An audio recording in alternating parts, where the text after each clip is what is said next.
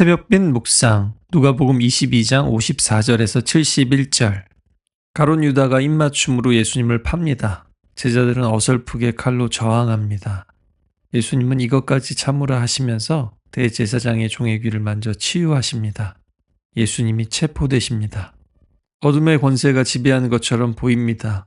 예수님께서 성전에서 무리들 가운데 가르치실 때는 함부로 건드리지 못했던 유대 권력이 가룟 유다를 프락치로 삼아서 제자들과 쉬고 있을 때 모두가 잠든 시간에 급습해서 체포합니다.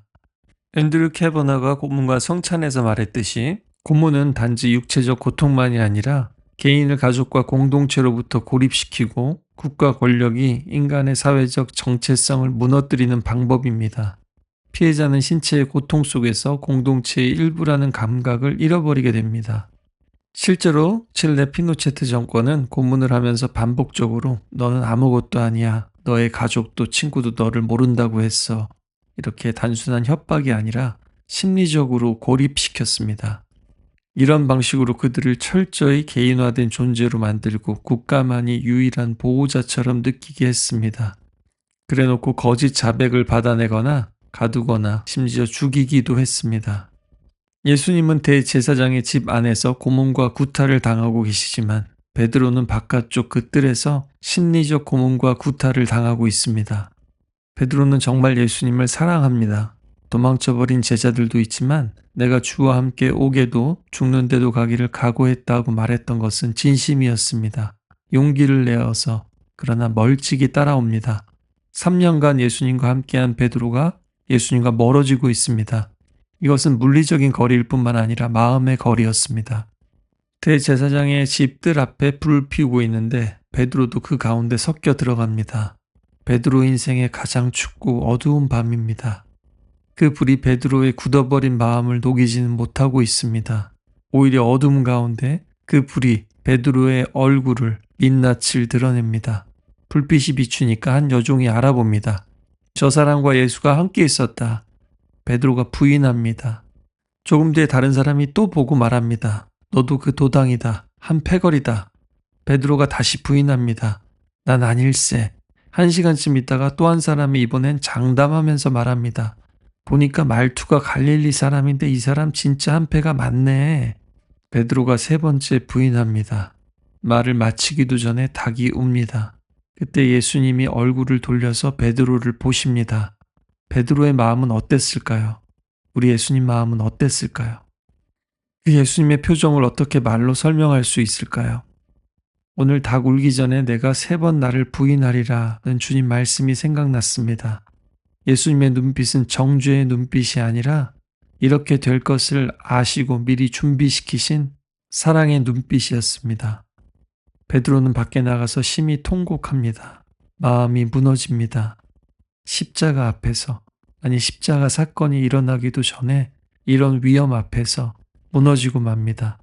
이 무너짐이야말로 진짜 예수님이 원하시는 회복의 시작이었습니다. 이제 예수님을 두고 본격적인 희롱과 구타가 시작됩니다. 예수님의 눈을 가리고 때리면서 선지자니까 맞춰봐라. 누가 때렸게. 이외에도 많은 말로 욕합니다. 그러나 예수님은 침묵하십니다. 말로 대응하지 않으십니다. 그분의 침묵은 겁먹어서도 아니고 약해서도 아닙니다. 진리를 말해도 들으려 하지 않는 자들에게 돌려주는 침묵이고 더 큰 심판입니다. 아니, 누군가에게는 꼭 필요한 구원의 과정이었습니다. 예수님은 진짜 선지자셨습니다. 미래를 아셨지만 미래를 막지는 않으셨습니다. 겪어야 할 일이기 때문입니다. 예수님도 베드로도 모든 사람들도. 그러나 베드로는 지금 소름 돋게 예수님이 선지자임을 알게 되고 예수님을 함부로 가지고 놀면서 고문하는 이들은 알지 못합니다. 베드로는 종말에 대한 예언이 문제가 아니라 자신에게 이루어지고 있는 이 예언을 평생 잊을 수 없었을 겁니다. 고문을 당하면서 그를 바라보시는 예수님의 시선을. 그때나 지금이나 악한 권력은 육체를 고문하고 폭력을 행사하면서 사람의 인생을, 영혼을, 그리고 공동체를 파괴하고 해체합니다. 밤새 고문과 폭력이 자행됩니다. 백성의 장로들, 대제사장과 서기관들이 공회를 소집합니다. 예수님을 재판하려는 종교 권력입니다. 최종적으로 사형 판결을 내리고 싶어서 신문을 합니다. 사실 어떤 대답을 해도 이들은 예수님을 죽이려고 작정했습니다. 내가 그리스도이거든 우리에게 말하라. 그들이 묻습니다. 예수님이 대답하십니다. 내가 말해도 너희가 믿지 않을 것이다. 내가 물어도 너희가 대답하지 않을 것이다. 그러나 이제부터는 인자가 하나님의 권능의 우편에 앉아 있으리라. 이렇게 말하십니다. 진실을 말해도 너희가 믿지 않을 것이다. 요한의 세례에 대해서 물었을 때처럼 너희가 아는 진실을 물어도 너희는 대답하지 않을 것이다. 너희가 권력으로 나를 죽이려는 것을 알고 있다. 그러나 너희가 그 권력으로 나를 함부로 할 수 있겠지만 그 순간조차 나는 너희의 권력이 아니라 하나님의 권력 속에 있다. 하나님의 구원을 이루는 마지막 사명 속에 십자가 속에 있다. 그들이 또 묻습니다. 그러면 내가 하나님의 아들이냐? 너희들이 내가 그라고 말하고 있다. 내일도 살펴보겠지만 이것은 하나님의 아들이심을 부인하지 않으시면서도 드러내는 예수님의 지혜입니다. 그들이 지금 예수님을 책잡아 부당한 재판을 하고 있다라는 것을 드러내시는 거죠. 그러나 이 말을 들은 그들은 그들이 원하는 말로 확정하고 사형을 위한 최종 진술, 최종 증거로 채택합니다. 그리고 사형에 대한 권한이 있는 빌라도에게로 끌고 갑니다. 답정너가 이래서 무섭습니다. 대화가 통하지 않습니다.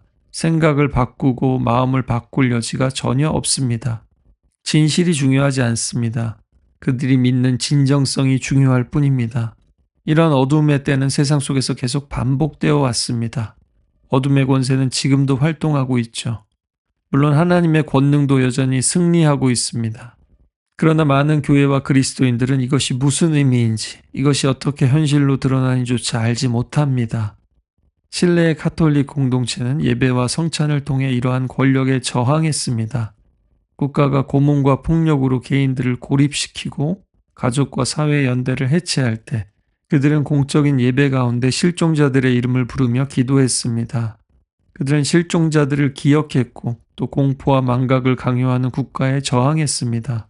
악한 권력은 고문을 통해 인간의 육체와 사회적 지체들을 파괴했지만 그들은 성찬에서 십자가에서 부서진 그리스도의 몸을 기억하고 받아들이며 다시 한 몸을 회복하려고 몸부림쳤습니다. 국가 권력이 고문과 폭력으로 거짓 평화와 질서를 만들려고 할 때 교회는 진실과 희생과 기억과 연대로 하나님의 질서를 회복해 왔습니다. 지금도 여전히 전쟁 중인 나라에서 이러한 고문과 성범죄와 폭력들이 일어나고 있습니다. 올해가 인혁당 사건 50주년이라고 합니다. 대한민국 판사들을 상대로 한 설문조사에서 그들이 뽑은 최악의 사법 참사, 역사상 가장 수치스러운 재판으로 꼽히는 것이 인혁당 사건입니다. 그 당시에 독재 정권은 고문과 폭력으로 누명을 씌워서 자백받은 것을 유일한 증거로 또 피해자 측 변호사들에게는 조서를 확인할 시간조차 제대로 주지 않은 채 재판을 진행했습니다.